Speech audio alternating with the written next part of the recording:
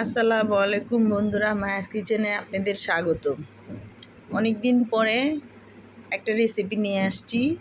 সচিন্দা দিয়ে রুই মাছ দিয়ে রান্না করব। সচিন্দা আমাদের নোয়াখালীর ভাষায় সচিন্দা বলে, ঢাকায় কহি বলে, বিভিন্ন ডিস্ট্রিক্টে বিভিন্ন ভাষায় এই সবজিটার নাম, কিন্তু আমরা সচিন্দা বলি আর ঢাকায় কহি বলি। রুই মাছটা আমার কষানো হয়ে গেছে, অফ ক্যামেরায় আমি মাছটা কষায় ফেলছি।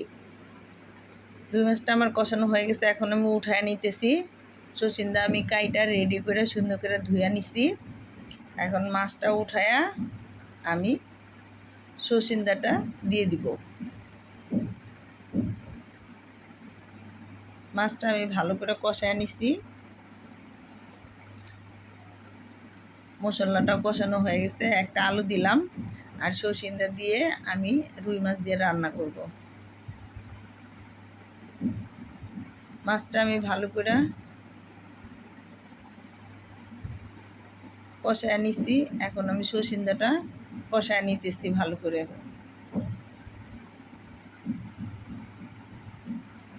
পানি দেইনি, সচিন্দার ঝোল দিয়েই সচিন্দা কষানো হইতেছে। সচিন্দার থেকে যে পানিটা বাইরেছে এটা দিয়েই কষাইতেছি।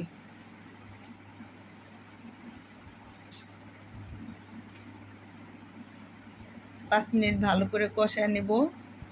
একবারে পানিটা শুকায় গেছে।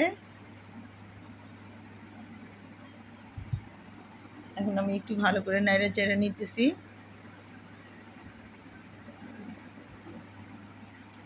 পাশে গরম পানি করে রাখছিলাম, গরম পানি দিয়ে দিলাম।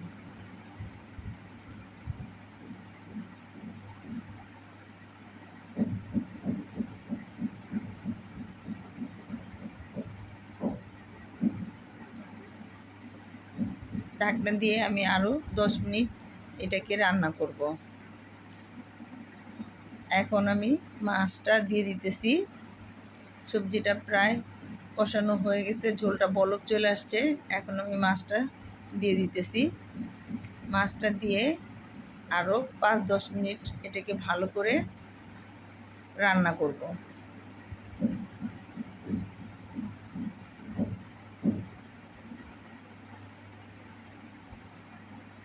যেই গরম পড়ছে, গরমে কোনো তরকারি সবজি কিছুই মজা লাগে না।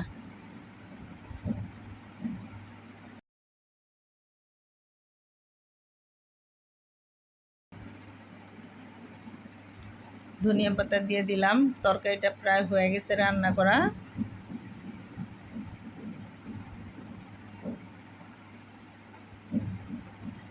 বন্ধুরা, আমার চ্যানেলটা ভালো লেগে থাকলে লাইক শেয়ার কমেন্ট করে আমার পাশে থাকবেন।